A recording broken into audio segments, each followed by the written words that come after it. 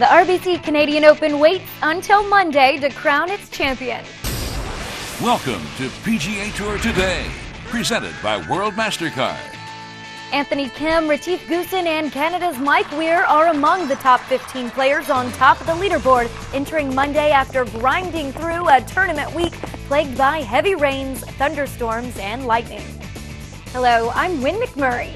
While experienced winners stalk page one of the leaderboard, 32-year-old Jason Dufner retains the overnight lead in Canada after only playing 6 holes of his third round on Sunday.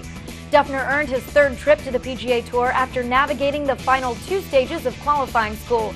The Ohio native has won twice on the Nationwide Tour, but is still looking to break through on the PGA Tour. And he knows he has some work left to do on Monday if he wants to become the second consecutive first-time winner of the tournament.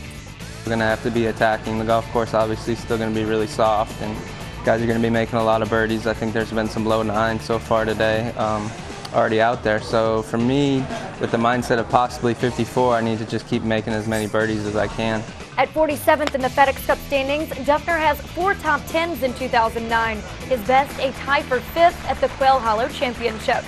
24-year-old Anthony Kim won at Quail Hollow in 2008 and is on the verge of lifting the 3rd trophy of his career.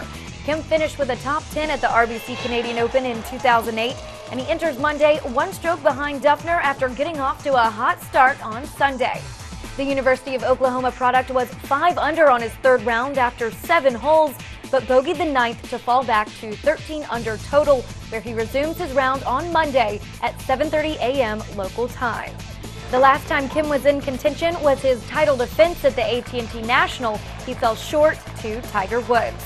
Retief Goosen, who won the Transitions Championship earlier this season, is the highest-ranked player in the FedEx Cup standings who enters Sunday in the RBC Canadian Open's top 15.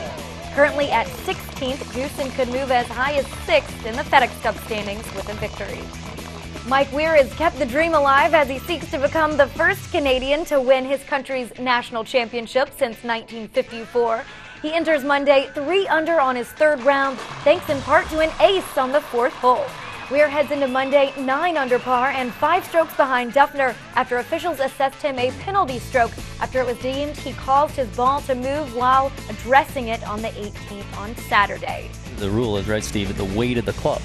And yesterday, the way I waggle, the weight of the club is definitely not on the ground. But then the second question becomes, could I have done anything that could have caused the ball to move? And that's where I was uncertain.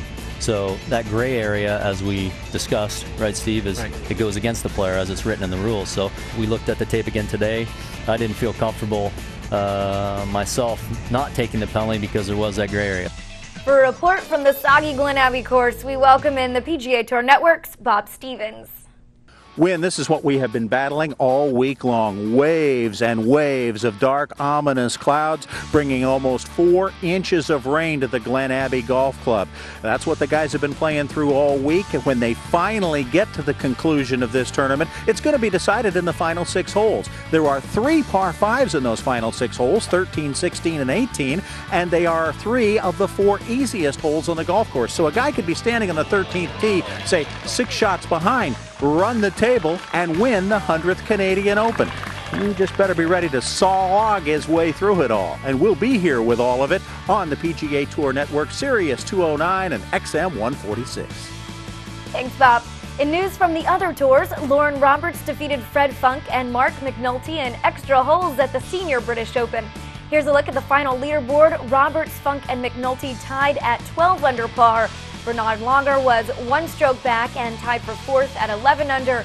Notables Larry Mize and Greg Norman tied for 6th. Tom Watson tied for 8th. On the Nationwide Tour, Michael Sim, who held a share of the 54-hole lead at the Cox Classic presented by Lexus of Omaha, fell short of earning a 3-win promotion to the PGA Tour. The Aussie was 4 strokes off Rich Barcelo, who earned his first Nationwide Tour victory Sunday after firing a 6 under 65. Sim tied for 5th. For the most up-to-date news and action from all 3 tours, stay here on PGAtour.com. The conclusion of the PGA Tour's RBC Canadian Open will air on Golf Channel Monday from 2:30 until 4:30 p.m. Eastern. Your World MasterCard comes with rewards, offers, and perks that matter to you. Whether it's tee time reservations at premier golf courses or tickets to the big game, you decide what's in your perfect world. Offers may vary. Go to priceless.com/world and register for more details.